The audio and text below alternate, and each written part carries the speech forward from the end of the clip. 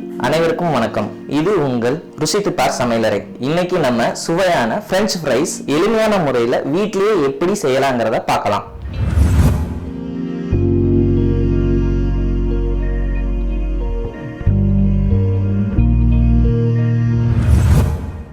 தேவையான பொருட்கள்.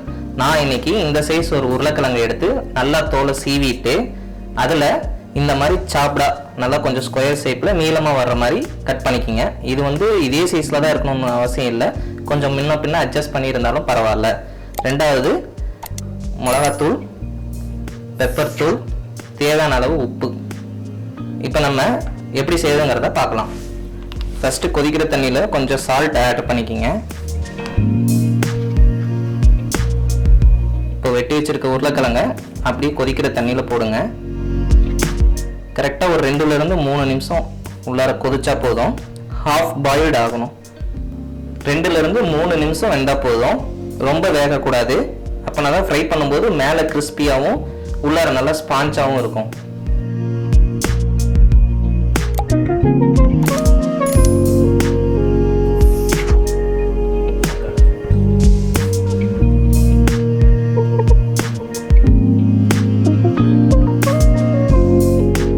வச்சு ஒரு 3 நிமிஷம் ஆயிடுச்சு. எடுத்து இப்படி லைட்டாக நசி பார்த்தீங்கனாலே தெரியும். அதுக்கப்புறம் எடுத்து நான் ஒரு வெட் காட்டன் கிளாத்தில் அப்படி ஆற வைக்க போகிறேன். அதில் இருக்கிற அந்த ஈரப்பதம் கொஞ்சம் போகணும்.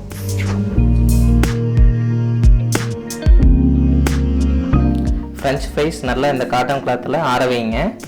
ஃபுல் சூடாக இருக்கக்கூடாது. அப்புறம் போடும்போது எண்ணெயில் போடும்போது அந்த ஆவியோடு போட்டிங்க அப்படின்னா அந்த ஈரப்பதத்துக்கு ரொம்ப ஒரு மாதிரி குழஞ்சிரும். இந்த அளவுக்கு இருந்தால் போதுமானது. கொஞ்சம் ஸ்டிஃபாகவும் இருக்கணும். நல்லா ஆற வைங்க. இதுக்கப்புறம் நீங்கள் கோல்டு ஸ்டோரேஜில் எடுத்து வச்சிட்டிங்கன்னா எப்போ வேணாலும் யூஸ் பண்ணிக்கலாம். தேவையான அளவு எண்ணெய் ஆட் பண்ணிக்கிங்க. கடாயில் எண்ணெய் நல்லா சூடாயிருச்சு. ஆற வச்சிருந்த ஃப்ரெஞ்ச் ஃப்ரைஸை எடுத்து ஆட் பண்ணிக்கலாம். எண்ணெய் ஹையில் தான் இருக்கணும். எல்லாத்தையும் உள்ளார போட்டுட்டு அப்புறம் மீடியம் பண்ணிக்கிங்க.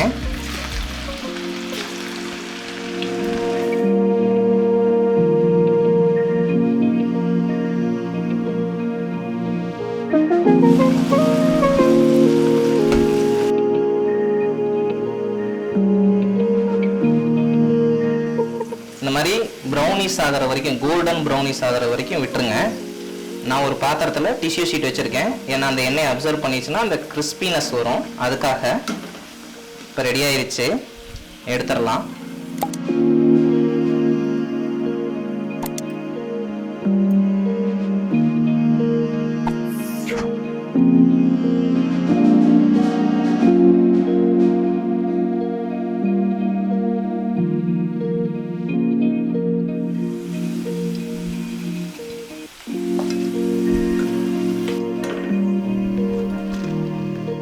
இப்போ நல்லா ஃப்ரை பண்ணி எடுத்தாச்சு. இந்த மாதிரி கிறிஸ்பியாக இருக்கும். இப்போ நீங்கள் பிஞ்ச் ஆஃப் சால்ட்டு, அதாவது கொஞ்சமாக பிஞ்ச் ஆஃப் பெப்பரு, சும்மா ஒரு கொஞ்சமாக போட்ட போதும்.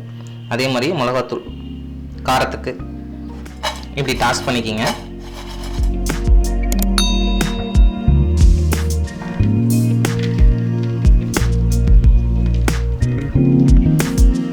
சுவையான ஃப்ரெஞ்ச் ஃப்ரைஸ் ரெடி ஆயிடுச்சு.